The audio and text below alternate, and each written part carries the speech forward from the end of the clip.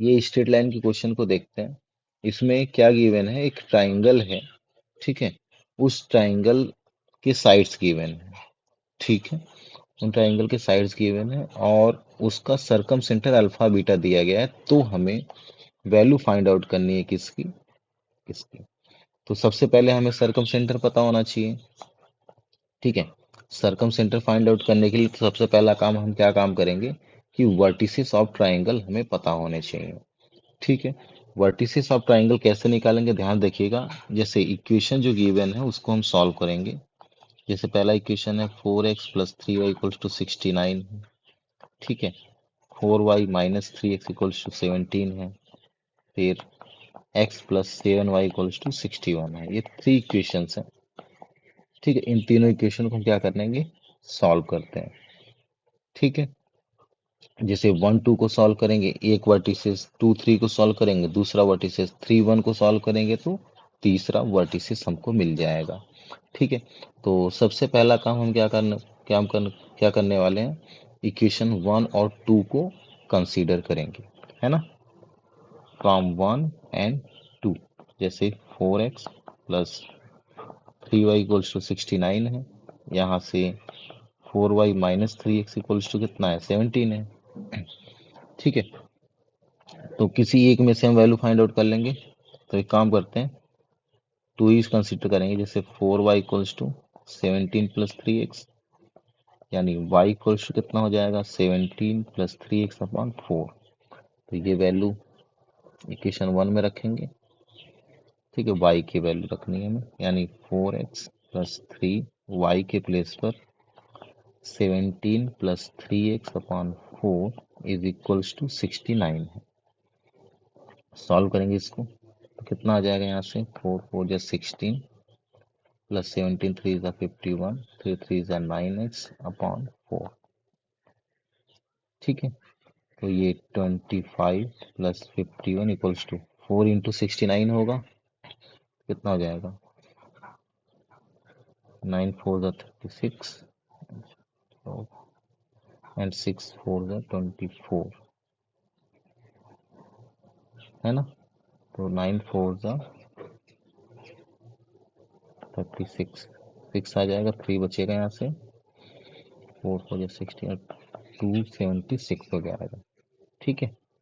तो यहाँ पर 25x है, तो 25x इक्वल्स टू 276 माइनस 51। तो सब्ट्रैक्ट कराएंगे यहाँ पर 5 2 2, यानी x इक्वल्स टू 225 अपॉन 25, यानी इसको कैंसिल करने के बाद टोटल वैल्यू कितनी आ रही है हमारे पास, 9, ठीक है। तो यहाँ से x हमारा कितना आ गया है, 9 हो गया, ठीक है। x अगर 9 हो जाएगा तो हम क्या काम करेंगे, y फाइंड आउट करेंगे। देखते हैं y कितना आएगा। यहाँ से हमने 17 प्लस 3 इंटू 9 अपॉन 4, ठीक है। तो यहाँ से कितना आ गया, 9 3 जा 27 अपॉन 4, तो ये 44 अपॉन 4, यानी कितना हो गया, 11। तो एक कोऑर्डिनेट हमारे पास आ गया कितना, 9 और 11 आ गया है, ठीक है। अब हम 2 और 3 को सॉल्व करते हैं, फ्रॉम 2 and 3। 2 क्या है, 4x माइनस 3x, नहीं 4x minus 3y, 4y minus 3x equal to 17,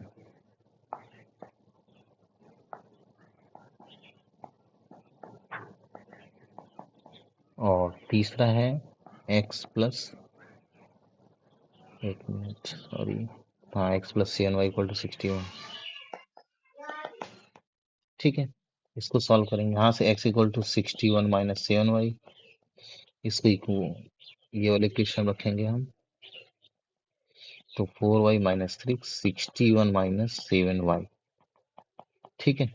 तो ये 4y, ये 3, ये प्लस हो जाएगा 21y इक्वल्स टू 17, तो इसको हम सॉल्व करेंगे तो 21 और ये 25y हो जाएगा, इक्वल टू ये 183 और 17 ऐड हो जाएगा, यानी 0 और 190 200। तो y इक्वल्स टू 25 8 जा, ठीक है।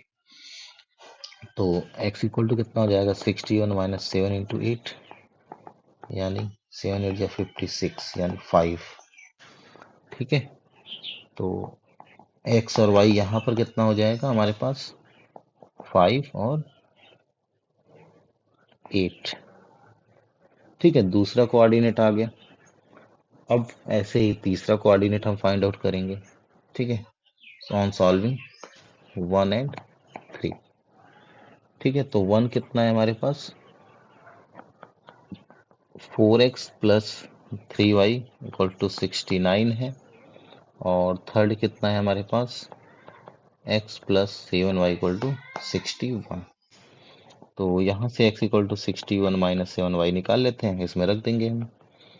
तो कितना आ जाएगा, 4 61 minus 7y plus 3y equal to 69 है, ठीक है। 4 1 जा 4, 6 4 जा 24, 7 4 जा 28, 3y 69, ठीक है।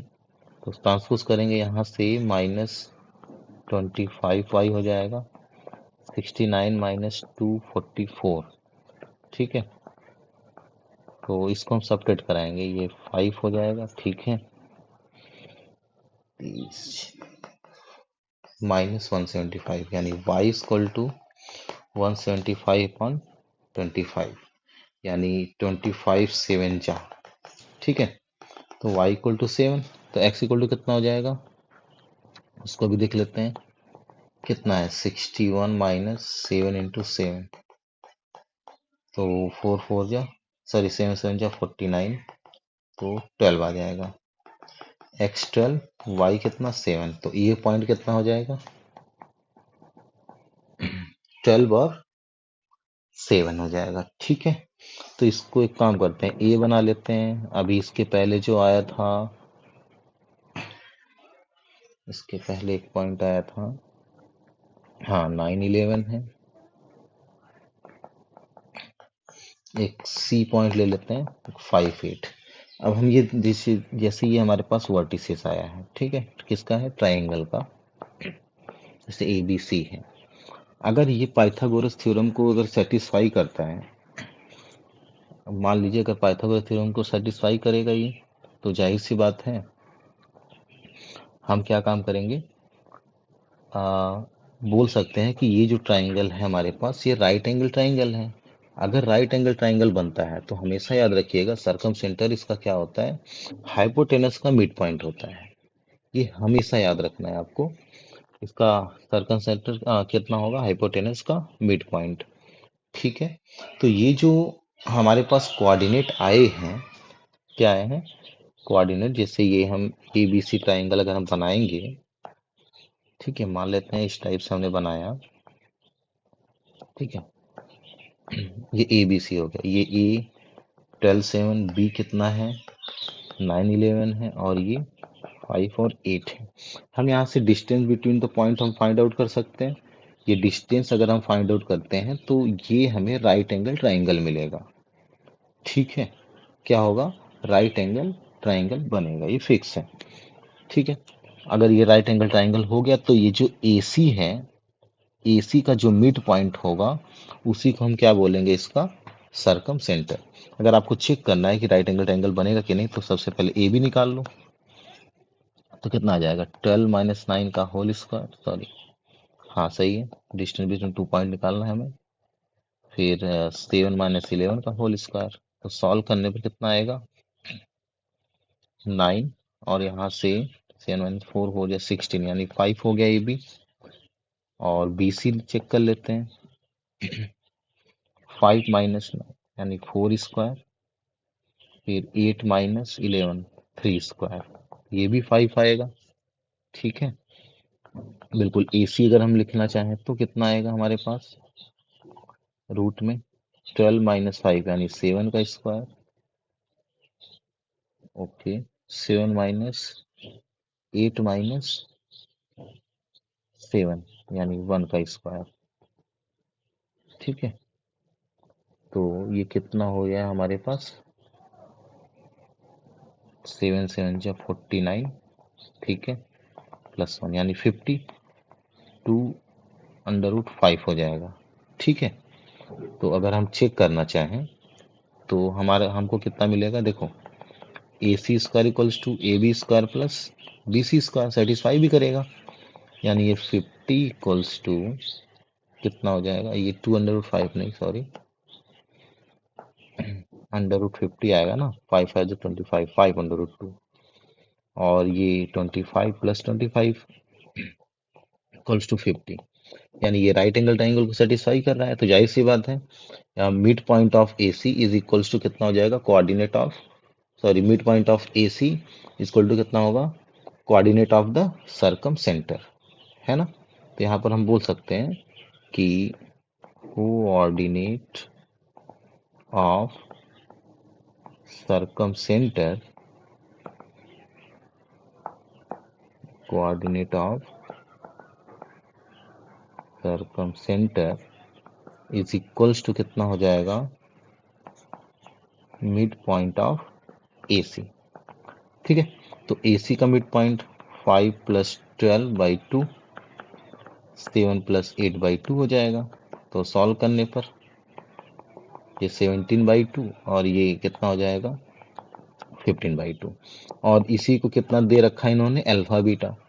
तो हम यहाँ पर बोल सकते हैं कि अल्फा इक्वल्स टू कितना आएगा, 17/2, और बीटा इक्वल्स टू हमारे पास 15/2। अल्फा बीटा तो हमने फाइंड आउट कर लिया, अब हमें वैल्यू किसकी चाहिए, वैल्यू इसकी चाहिए, अल्फा माइनस बीटा का whole square plus alpha plus beta.